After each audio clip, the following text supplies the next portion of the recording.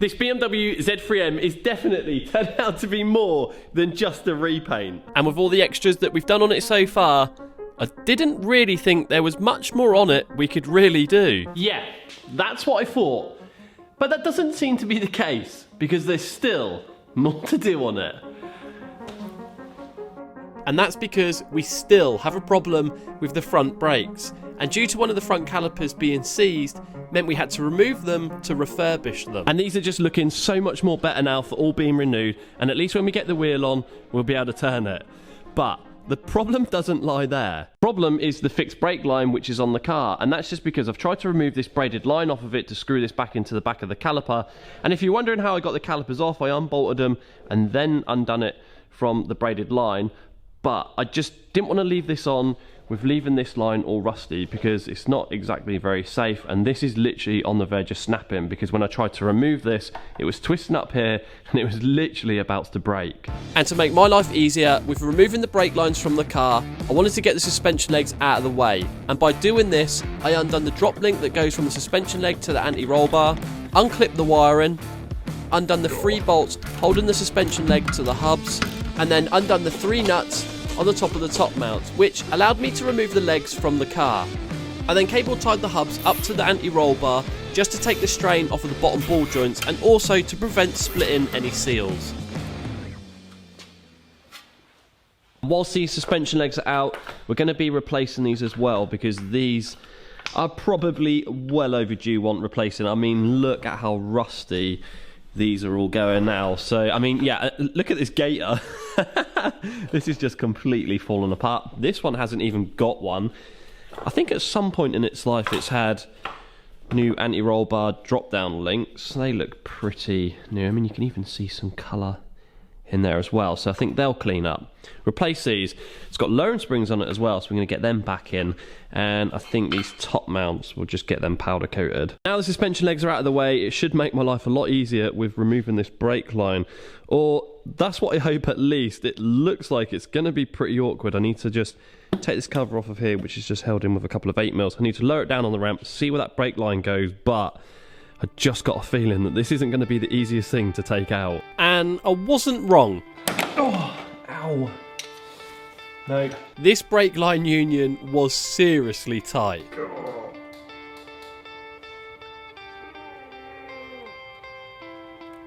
Oh. One of those jobs that you just end up getting fire involved with, and, well, in this case, that didn't even work. But this did.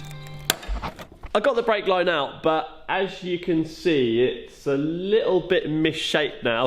I don't know what I was thinking when I thought I could get this out without bending it. And there's no way I am now using this as a pattern to get the new line back in. So, yeah, plan B. And that is to use copper brake line, which is going to be a lot easier to use than the steel lines BMW send out, which we're now unfortunately going to have to send back.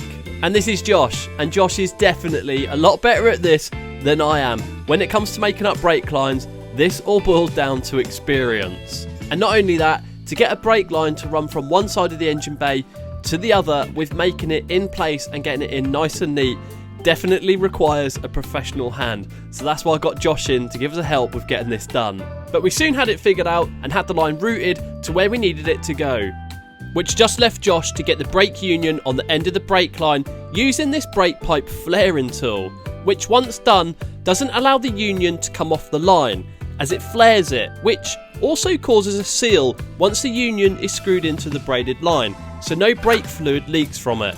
Thanks, Josh.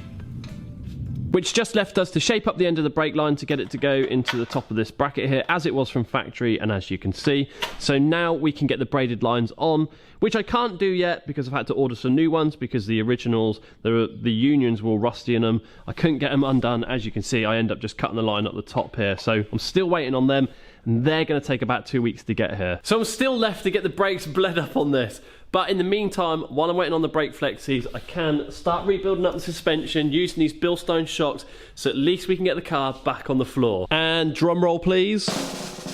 Which I can't even do either, because this shock, believe it or not, you cannot make this stuff up, is wrong. It hasn't got the drop link bracket, which should be here. as for it is on the original, which means I now can't rebuild these back up to get these back on the car, to get the car back on the floor, unless I put these originals back on it, which I'm probably going to have to do just for the time being. Oh, I don't even know how I missed that, because I got them out of the box, checked them, or thought I checked them, they all look good. I mean, they're actually the right size, the right length. I've, you know, put them side by side. I've only just now seen it. They even bolt up the same on the hubs. Even the wiring is in the same place on the shocks. So yeah, I don't know how I've missed that. It's just been one of those weeks. But at least we have all of the suspension components back from the powder coaters, and when we eventually get the wrong shocks changed out for the right ones, we can get them rebuilt and get them back on the car. And these are just looking so much more better now for being powder coated, as they were all rusty in that before and just didn't look very nice. And that is exactly why we've gone for new top mounts as well, because these being the originals, as you can see, have all gone a bit rusty, and even the bearing in them as well is dried out and gone a bit graunchy. I did think about re-greasing it, but I just thought, you know, the car has had an underside resto, and when these all go back together and the shocks get built back up and go back on the car, at least hopefully it's going to drive and feel like a new car. And ideally I could really do with the car being off of the ramp, because I do need to use it, but that would obviously involve putting the old shocks back on, which would mean I'd have to put the new powder coat stuff in the old shocks to get them on the car, so get the car on the floor, to then get the car back on the ramp, to take the old shocks off, to take the new stuff out of them shocks, to put them in the new shocks. And yeah, that just seems a little bit long-winded to me, but there is something else I can get done. And that was to ring up Paul from Total Windscreens to get him to come back out to stick the new sunroof surround back in. And for you guys that have been following this Z3M will know exactly how rusty the old sunroof surround was. I mean, look at this. And I'm not sure if it's just me or not, but I find this part to sticking a window back in oddly satisfying. So let me know down in the comments below at how many of you guys find this satisfying.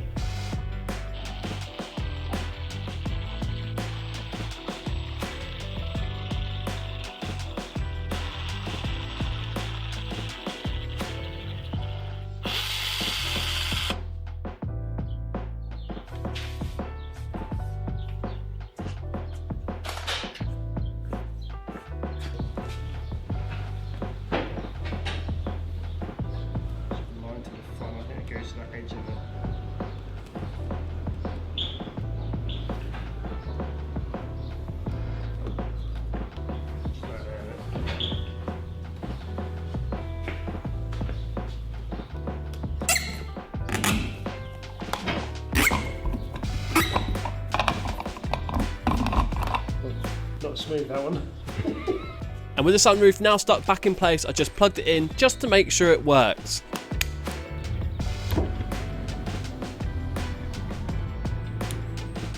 And all I'm hoping now is that it's watertight. It's so nice to see bits going back in this. I can finally say that this is a rebuild. And whilst I'm waiting on all the other bits to turn up, like the replacement shocks, I can start getting the interior fitted back in, like getting the roof line in, which I still can't do today because Rob's not here to give me a hand. It's made of like a foam material, the roof lining, and it is definitely a two-man job getting it back in, because I probably more than likely bend it, especially after the week I've had this week with this car. So thanks for watching this video, guys. Hope you've enjoyed it. Remember to keep hitting that like button, subscribe to the channel, and I'll catch you guys in the next one. And these two bolts that hold that motor onto the sunroof frame took a whole week to get here. A whole week for 2 bolts.